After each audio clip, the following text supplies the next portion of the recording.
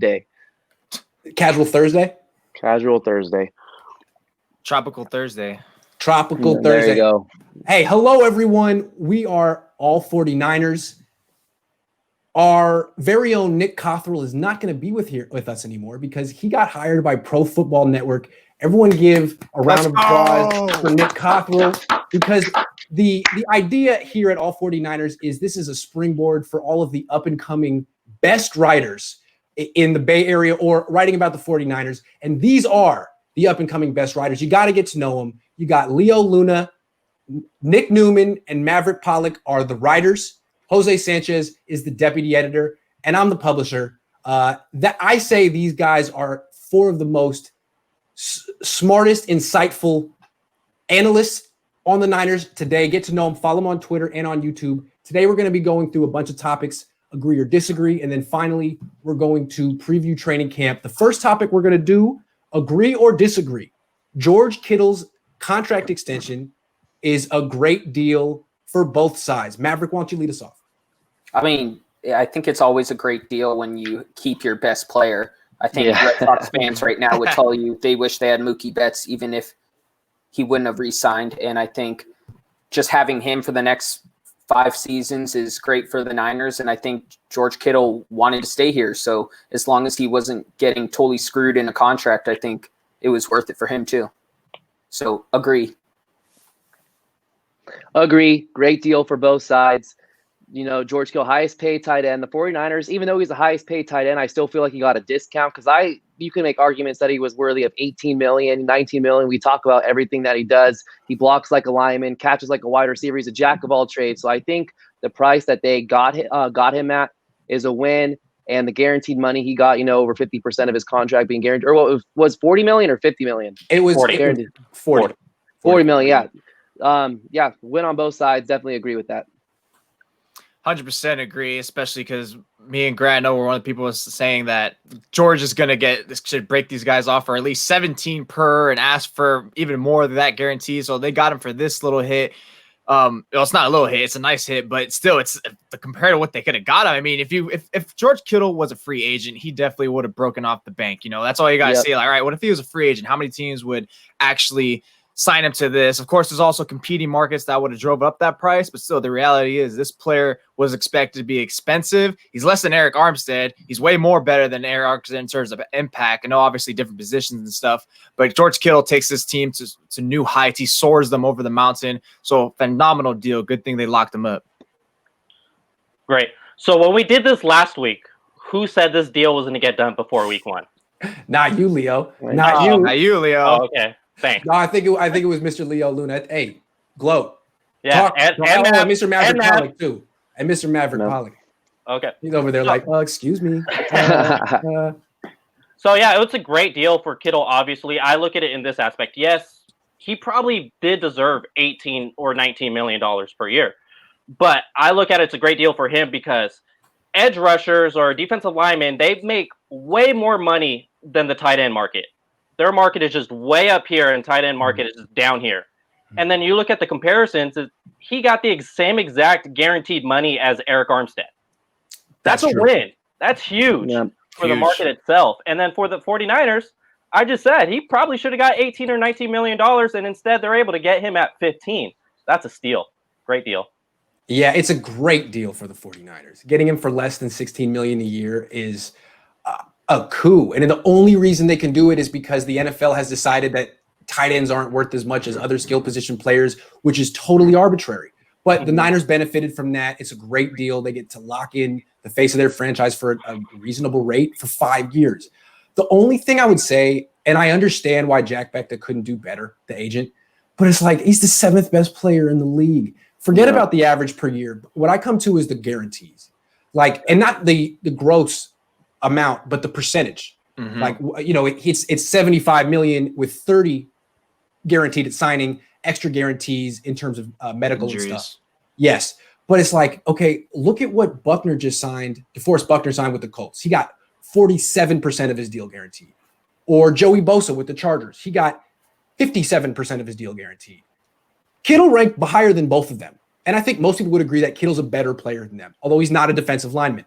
I think if I were the agent, I would have pushed for no less than 50% guaranteed. But I understand what the Niners can always say is, dude, tight ends don't get that. You're not a defensive lineman. And I think, what do you say against that? I think what's tough is it seems like Kittle opened the way for Kelsey to get more. So now everyone can say they can use Kittle as a starting off point. And he was like, what, the highest paid tight end of all time for about 10 minutes. So anyway, yeah, great deal for the Niners. Decent deal for Kittle. All right, let's move on. This one, feel free to say whatever you want. And Leo, I'm going to start you off with this one. Okay. Agree or disagree? Grant Cohn broke the story of George Kittle's extension. And keep in mind, I will fire you if you get this question wrong. Sorry, Grant. Disagree. Disagree. Okay. You had the scoop that it was going to happen. I give you that. But the deal itself, as far as it was just way too much variables that you threw out there. You threw out the years, you threw out the contract overall value, you threw out the guarantees. It was just way too much that you threw out there. So I'm going to have to disagree because it pretty much set yourself up for failure. Hey, I can't disagree with you. You made some good points. We saw how it turned out. Yeah. And it's really difficult because, like everyone says, these contract negotiations could change in a second. Yeah. So when you throw out all that information, things not done yet. And Kittle's going to see that. And Kittle wanted his boys at Barstool to break this, not you. I'm sorry. That's why he said what he said. Yeah, absolutely. Yeah. And then what people don't understand, individuals don't understand, is how hard it is working through a source and how hard it is to get a source that'll give you this information. Obviously, that source is valuable because nobody else had it.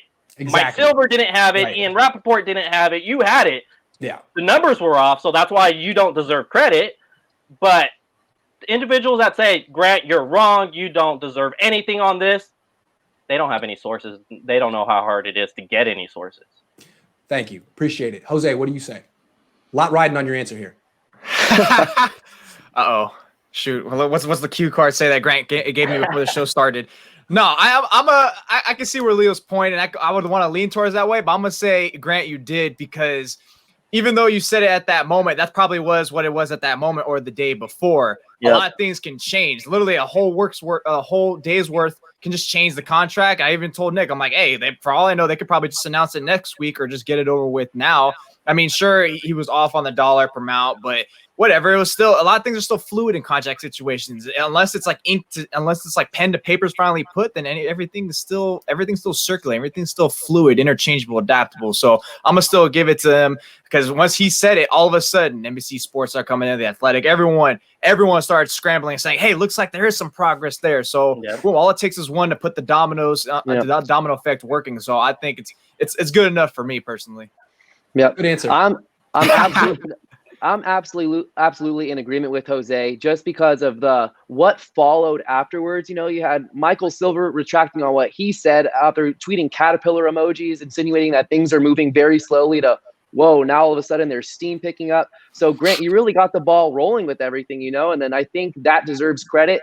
And if, like Leo touched on, you took a risk by really laying out all the numbers. You gave more than any other reports that I've seen insinuating the deal. They weren't willing to give the numbers. They weren't willing to do that. It was an empty report, in my opinion, you know. And I think just because you took that risk, and it wasn't, that's a lot. That's like, I mean, acing the SATs, getting every single that's like the lotto, right? It's so much goes into it, and I just think you deserve the credit for having it first. You know, it wasn't completely accurate in terms of numbers, but just the way everything kind of picked up afterward. And then for George Kittle to come out and shoot it down, and then for it still to come out at night that this is happening, absolutely you deserve the credit. You had the scoop, and I think that's the bottom line, that you had legit information, especially just seeing kind of how people false through things out there over the last couple of weeks. You gave legit stuff, and I give you the credit for that. Thank you. Maverick, let me have it. I mean, I don't think you need to, or I need to say anything much else. Like, I mean, I think the first person to say it is usually the first person to actually say it. And you were the first one to really go out there, like everyone was saying, and give numbers. They might not have been 100% correct, but I mean, besides George Kittle and the 49ers, who really cares what the exact number is? So fair. Yeah, Fair. so I'm going. Other journalists who don't want me to break this scoop. Yes, you're right. Yeah, so I either have to agree with my boss or 49er Twitter, and Smart guy. Oh. Smart guy. Okay, well, I'll answer this question, and I'm not going to defend myself. I think Leo was right. I think basically what I did, I did a rookie move. I mean, the scoop of a lifetime fell in my lap. I was about to scoop Mike Silver, Ian Rappaport, and Adam Schefter. It doesn't happen. So I got excited. And to show how real it was, I gave every piece of information that I got from the source.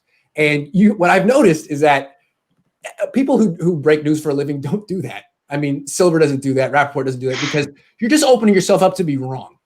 What I should have done was say, Mike Silver said that there's minimal progress. Actually, from what I've heard, this is getting wrapped up soon. It's going to be imminent. He's going to be the highest paid tight end of all time, and left it at that. And then it would have been not as courageous of a report. And I know that you guys like that I took the risk, but then I wouldn't have opened myself up for everyone to be like, well, Grant's, just lying. So if I ever get this type of a scoop handed to me on a platter again, I'll be a little bit more careful. Leo, you're right. I think you're right.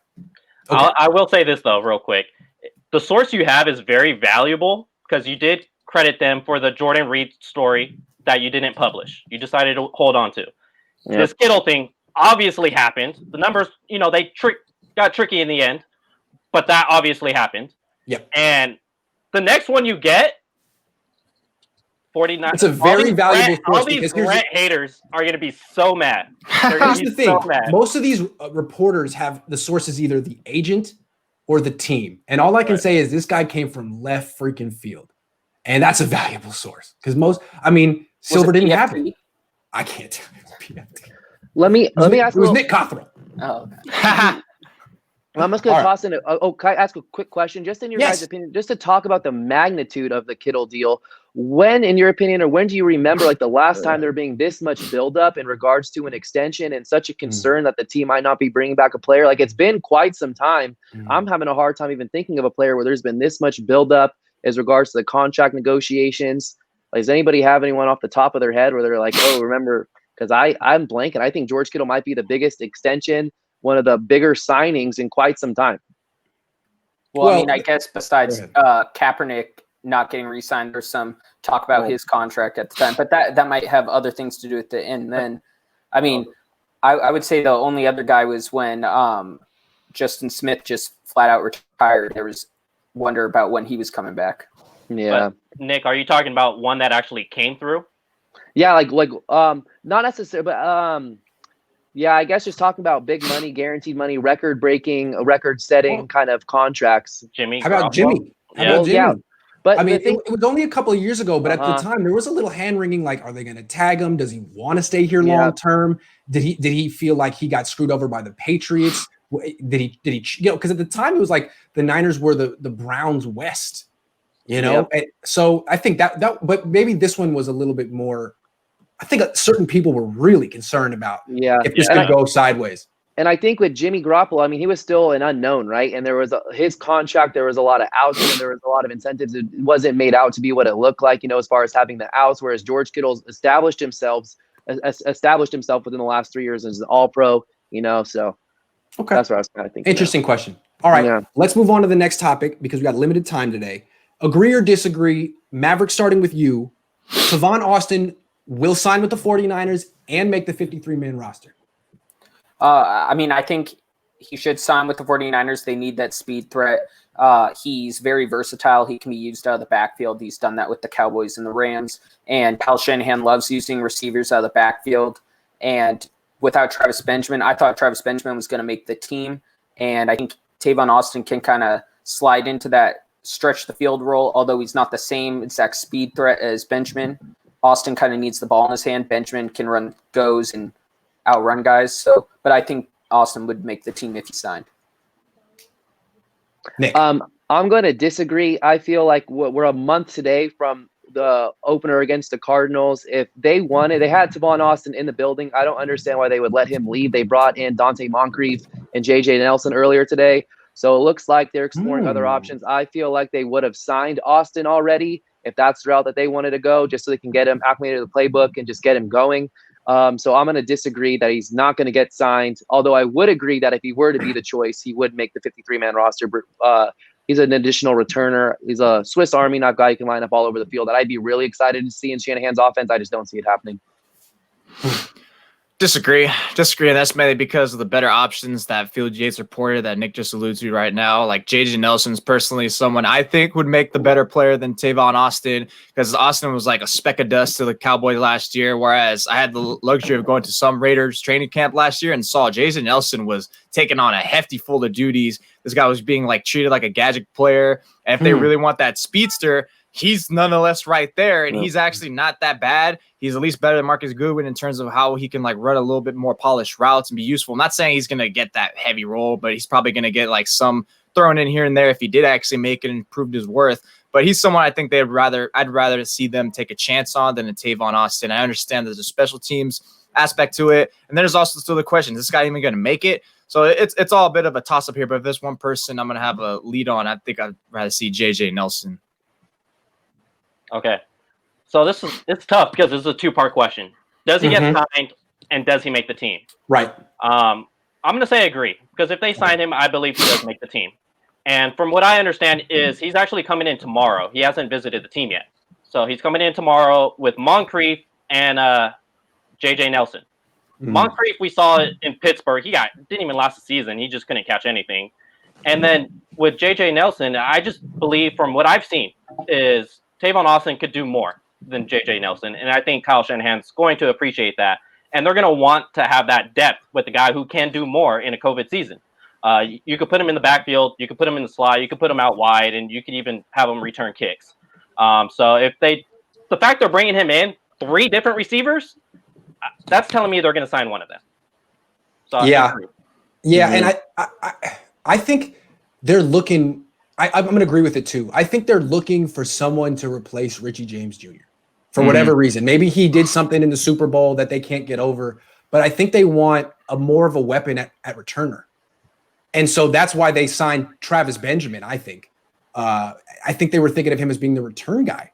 Unless they plan on moving Brandon Ayuk there, although they've shown a little bit of hesitancy playing top draft picks at returner. They haven't done it really much. They played Trent Taylor and things like that. So if the fact that they are interested in Tavon Austin after losing Travis Benjamin makes me feel like they're looking for a specific person to replace Richie James, which gives Tavon Austin a chance. So I think he is going to make the team, but we'll see. Yeah. All right. Next topic. Jimmie Ward's role will change in 2020. Agree or disagree? Leo. Disagree. It's going to stay the same. He may end up blitzing more and coming off the edge. I don't know if you consider that a role change, but he's still going to be the high safety most of the time. From what it sounds, they may be more aggressive in their secondary. We may see more man, and we may see more blitzes from the safeties because it is not the same. It's not Joe Woods from last season.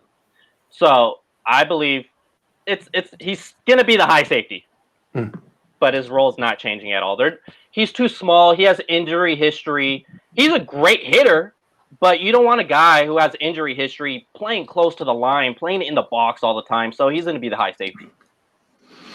Disagree, because he took on actually a multi-role last year in terms of being that versatile safety that him and Tarts are. And that's actually what Salah always says, why the moment Ward or even Tart, either of them were out, like it kind of looked different because they weren't able to have one of them drop into the box last minute, have one of them drop into coverage last minute because of so much shifting, that they play a lot of chess with that coverage and disguising. I mean, with Ward, you can interchange him. So that he already had a multi-role. I'm not sure how much you can take on him. Maybe just making him more of the slot corner, which would be strange because you already have players there. But I guess that's something you do, because behind K'Wan Williams, if something ever happens to him or whatever type of set they believe in, but I think no, they just keep doing what they do, what they see fit. Enough changing him around, and that's something Ward kept hammering the table the lead up to the Super Bowl. To many of the media, when I was hearing him, they're saying like, "Oh, I just see what happens once you put me into safety. All of a sudden, I excel versus like doing all this stuff." So now he's in a natural position. Be ludicrous, I mean, I know he doesn't have the stats and stuff like that, but what do you need the stats for when obviously when he's in the coverage and he's already doing his job and doing what sufficiently enough? I know it doesn't generate that, but still, the stats aren't everything. The same thing with Bosa. We know he has 8 sacks, but at least he's generating the pressures and doing the grunt of the job. I'm going to go ahead and agree with this. And I know that Ward just had his press conference where he said that he signed his contract to be a free safety. And I just don't think it's going to be as simple as him just playing the single high position. Salah loves his versatility. And I think something that's important to look here is Tavarius Moore played great in the Super Bowl. They're going to try to get him additional opportunities playing that single high safety spot. And with Jaquiski Tartt being a free agent next year, I think Ward is everybody's concerned about his durability, not being able to make it over the course of his. He couldn't even do it at free safety. I'm playing the free safety spot and playing in the corner slot cornerback position. He couldn't go play for 16 games. So playing closer to the box, like you guys are talking about, it's not going to bode well for his sake of health.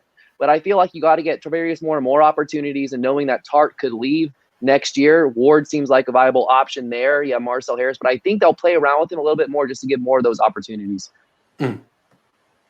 Yeah, I mean, I think it totally depends on Jaquiski Tartt's health. If there is a role change for Jimmie Ward, I think if Tartt misses a lot of time, then Jimmie Ward will, like Jose said, have to play more in that strong safety role, with Tavarius Moore or Marcel Harris kind of taking over the other spot. But if Tartt is healthy and in a contract year, he needs to be healthy to get that money. I think I can see him playing pretty well, and then Ward can kind of relax and be a free safety and kind of be what he hasn't really gotten a chance to do, be the same position 2 years in a row. Sure. I think Ward's role is going to change. Not at all. I think he's going to be the same exact. He's going to be used the same exact way it was last year. But I don't think everyone realized. I know you guys do, but people who haven't watched film, he did play in the box a little bit last year in the dime defense. He was the second nickelback along with K'Wan Williams. K'Wan Williams is a great nickelback, so Jimmy's not going to take his job. But in dime, they like to bring Jimmie down. They did in the Super Bowl and put Tavarius Moore at free safety. What I could see happening is maybe the Niners decide to use more dime packages next year. I mean, they love using base and nickel because they're a zone defense team. But if you really have to match up man-to-man with some great receivers who have speed, then you've got to take linebackers off the field, and maybe that's what they'll do. Just more dime, in which case you'd see Jimmie near the line of scrimmage more. But it doesn't mean at all that his role has changed. It's just that the defense has changed. Yeah, I don't know where that narrative came that it only happened in the Super Bowl. It was the one that stands out to me is when they played against the Rams in LA, and he locked up Cooper Kupp 2 plays in a row, 3rd down and 4th down, made one of the best slot receivers in the game look real basic. That's when I knew, okay, Jimmie Ward is for real this season. He's coming out, and he did. Good call. Next topic, agree or disagree. Trent Williams is the next player the 49ers will extend. Who's up first? Matt. I mean, I just think that the next step is Richard Sherman and deciding on if Kyle Juszczyk is the guy next year to give him money, or they're going to go with Werner or Hokick at fullback next season. So I think it's Sherman and Juszczyk take care of the veterans that have been here from before they were Super Bowl contenders, and take care of those guys first, decide what you want to do with them. So I'll go with he's not the next one to sign, but I think he will be on the team next year. Okay. I disagree that he won't be the next one to be extended. I do agree that he's the number one priority. Left tackle, it's an essential position in the NFL. It's a premium position. And I think that's going to complicate the extension, not knowing what the salary cap's going to look like next year. And I also think that K'Wan Williams, who's a free agent, is just as high, maybe not as high as a left tackle, but is certainly up there. In my opinion, is the most important defensive piece to bring back. Nickel positions a little cheaper than the outside cornerback spots. Is going to simplify Williams' extension. So I think K'Wan Williams gets an extension before Trent Williams, just because playing that left tackle position, a lot more money's involved and just a little more complicated. So I disagree.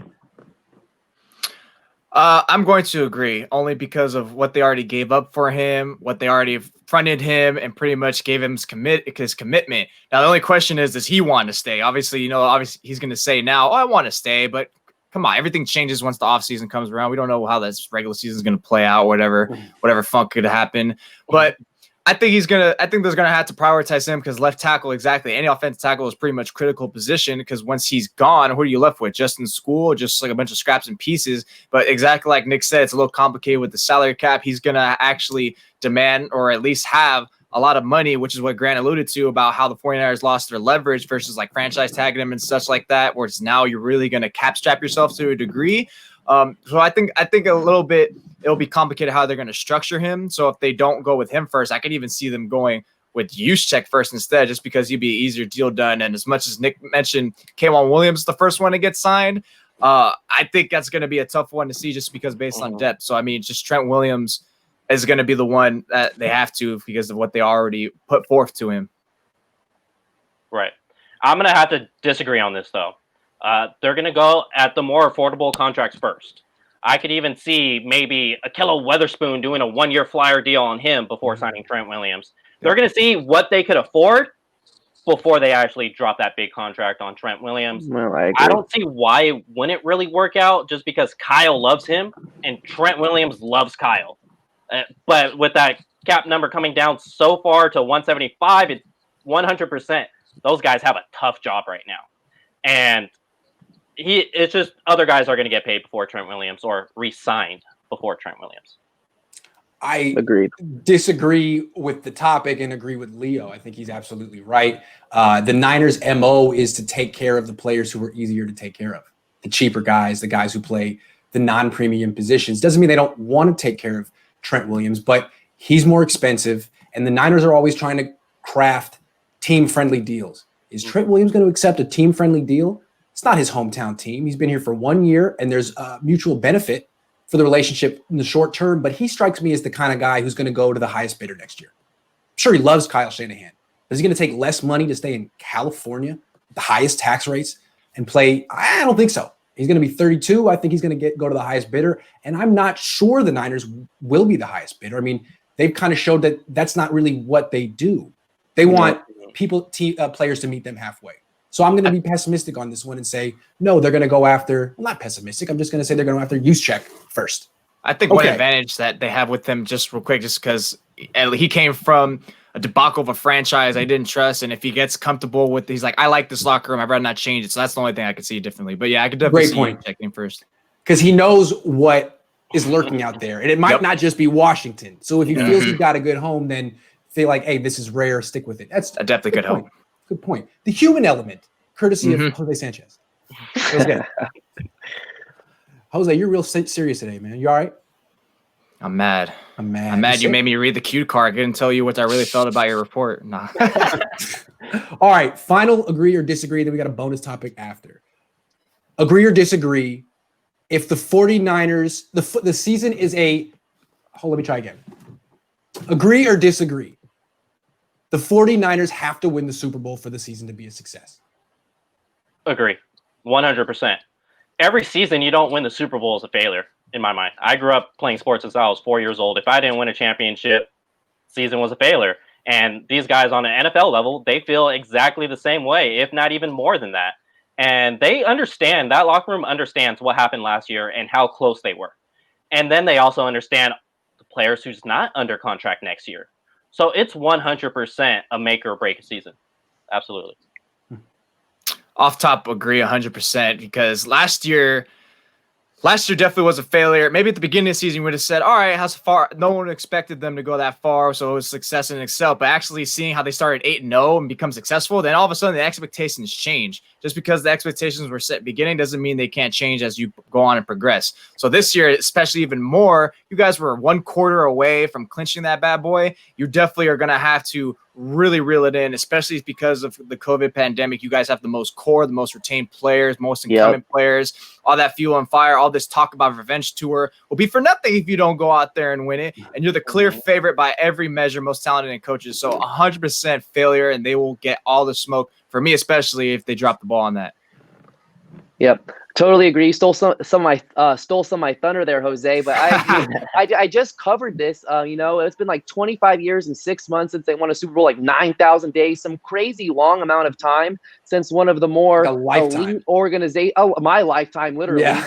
So Nick is the bad luck child. He needs to be the Oh my, exactly. So considering just this unique offseason that we're in, where it's a shortened offseason, like Jose said, the retention rate is extremely high. The core is there. 82% of the starters are coming Extreme back benefit on offense and defense. There's not a huge learning curve. They drafted for their immediate replacements, and Buckner, when they drafted Kinlaw and Ayuk for Buckner and Sanders, like everything is just lined up so perfectly. It's Jimmy Garoppolo's second year, and we've seen what second-year quarterbacks have done in a full season with Kyle Shanahan, with Matt Schwab leading the league in passing yards, and then Matt Ryan becoming team MVP. Like, I have huge expectations. This is a Super Bowl caliber roster, and they need to be critiqued as such. And if they come out and lose to the Cardinals week 1, it's not going to be like it's just one game. No, it's a huge freaking deal. You know what I mean? I think that's kind of the standard that we need to hold this team to throughout the entire year, because they were knocking on the door of a Super Bowl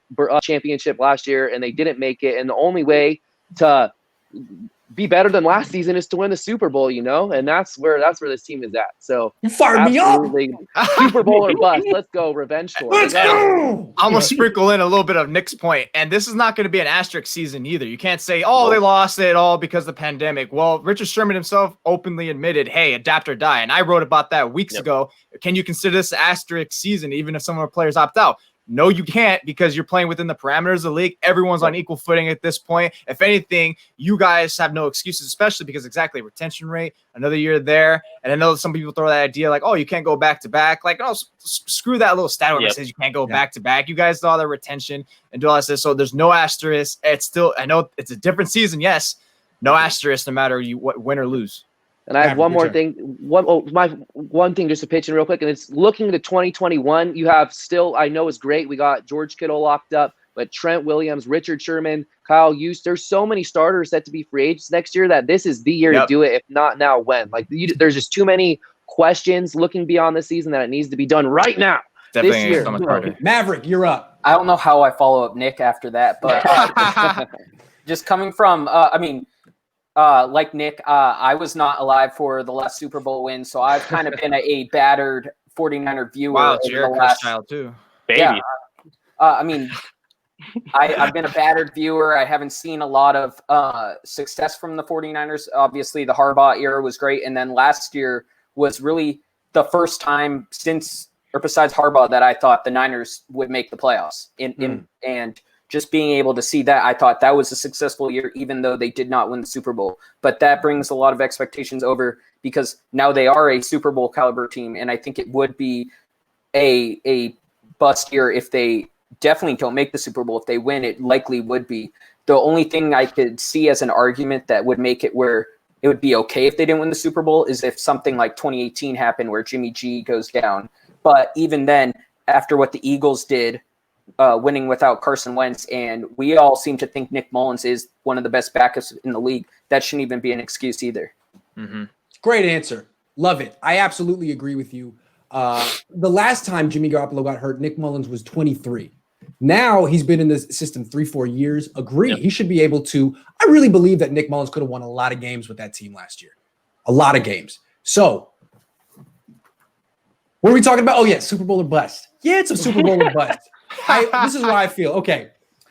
Look, the way I look at it is, I think a lot of Niner fans feel like the Super Bowl window just opened. It opened last year, and they have a long-term plan for success that the Rams didn't do. First of all, I think the Super Bowl window opened in 2018, not 2019. I think that team could have been good, could have been a contender. Jimmy Garoppolo went down. They started C.J. Beathard for half a season. I think that's when it started. So I think they're 2 years in. In the NFL, you don't really – a lot of times the window closes after 3. I think they have to approach this year as it might be the end of it. That next year, as Nick pointed out, they got a lot of free agents. They might have to reload a little bit, take a temporary step back before they can go forward again. So, yeah, I think this is year 3 of a Super Bowl window, and you got to treat that as potentially the end. So they got to win it, and they're in a good position to do it. Okay, final topic, and this is not an agree or disagree one, but I think this is going to be a good one. The matchup you were most interested to see, if you could, in training camp, one-on-one between an offensive player and a defensive player. And I can start if you'd like, because I have one. Why don't I start? Go ahead. Why don't I start? Okay, so what I'm interested is Javon Kinlaw against Laken Tomlinson, because I've seen Laken Tomlinson play for years. He's a very good guard, but not a great guard. DeForest Buckner could beat him. Eric Armstead could beat him. Solomon Thomas can't.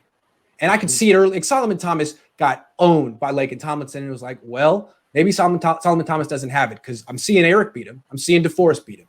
Can Kinlaw do it? Because if you can beat Laken Tomlinson, you can beat a lot of starting guards in the NFL. Maybe not all of them, but most of them.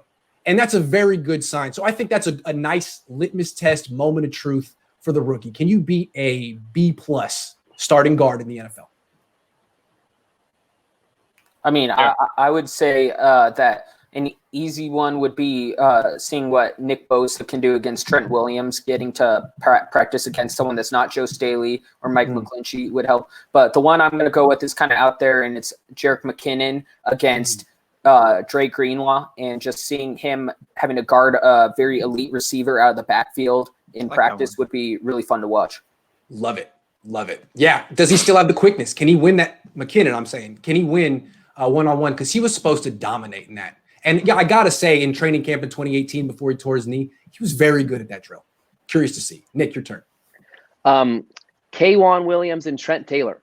I'm interested to see how Trent Taylor comes back. You know, there was a lot of hype surrounding him last year, where there was people within the organization that felt like he was headed for a Pro Bowl season. I love the slot corner matchup, and K'Wan Williams is one of the best nickelbacks in the game. I would look forward to seeing those guys go at it. So that's my pick right there. Good one, Nick. Of course, Nick's talking about his boy Trent Taylor. Shocker. Of course. Jimmy G's best friend. Yeah, you're biggest apologist for Trent Taylor in the world. You too, skinny George Kittle. Oh, he's Shaggy. But anyways. Yeah. But obviously the one minds is after the article I posted, it's Trent Williams against Nick Bosa. For obvious reason, it's like, all right, number 2 premier talents go at each other. That's just already like a pay-per-view matchup right there in itself that all of us are watching. And of course, they're not going to maybe go like dead on 100% consistently. Maybe at some points, just to like, all right, let's just do a few times, because they don't want to hurt each other. Of course, they don't want to risk injuries to themselves.